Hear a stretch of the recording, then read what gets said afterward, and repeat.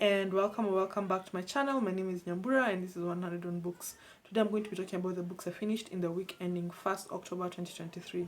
And the first of those was Western Lane by Chetna Maroo, which is read by Maya Soroya. I listened to this because it was on the long list for the Booker Prize and it's quite short. So because I'm trying to get back into walking again, I've not been walking. Yes, the rest is because I'm preparing to walk after this. Like, I'm trying to get into that mode of walking, going on my hot girl walks and so on. But anyway, so this was quite short and gave me a chance to, make a lot of progress as I walked. Nobody asked for this, but if you live in a part of Kenya with lots of motorbikes, those earbuds don't do as great a job as over-ear headphones. I know this because of listening to Western Lane. But anyway, this book follows these three girls in the wake of their moms passing away. Their dad decides they're going to become squash and badminton champions, basically. And so they start going to this recreation center called Western Lane. And there they practice a lot, but they also have these minor rebellions that kids have, when their family life is unraveling in certain ways. Anyway, the one who we're following, the narrator actually, ends up becoming a really good squash player, and so she's able to sign up for competitions and so on, and we follow her. It's quite a straight narrative, so we follow the story over just about a year and a half, and I found it very propulsive actually. I messaged a friend of mine called Nduta and told her, hey, I'm reading a book featuring squash and she plays squash, so it made me think of her. But other than that, as I said, it was a very propulsive book, very fast, and I quite, how do I say this?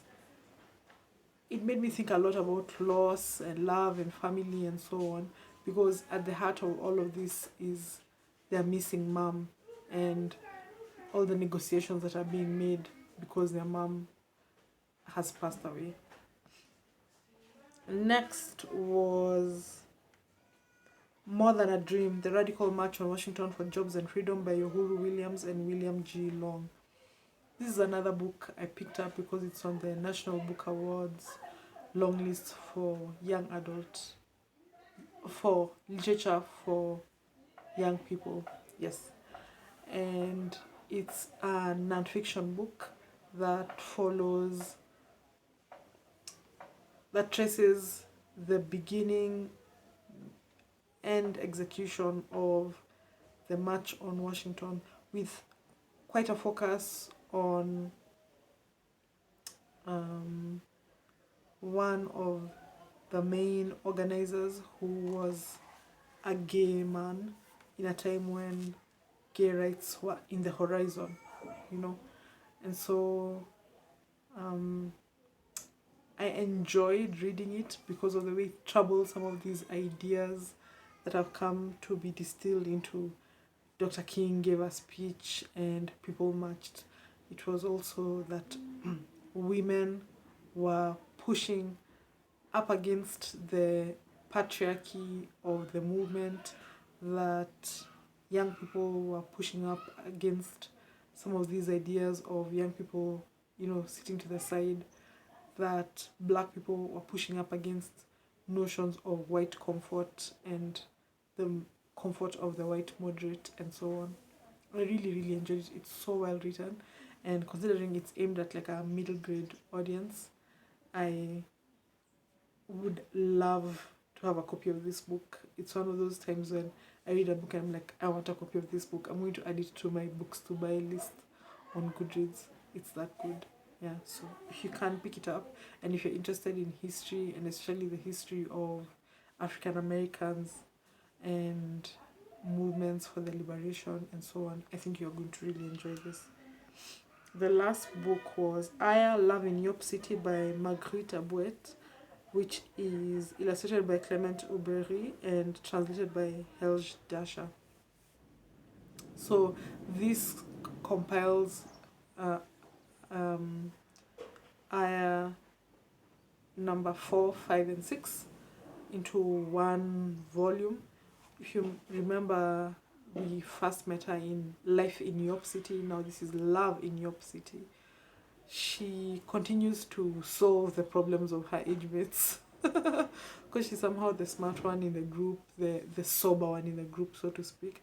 But she's also having trouble of her own because she has a professor who's trying to get sex for grades, which is a real problem in a lot of places, a lot of universities. And she manages to like wrestle with that, as she also is a friend, is an aunt, a child, a sibling, and so on. As always, I really enjoyed this, and I'm really looking forward to the next installment of Aya.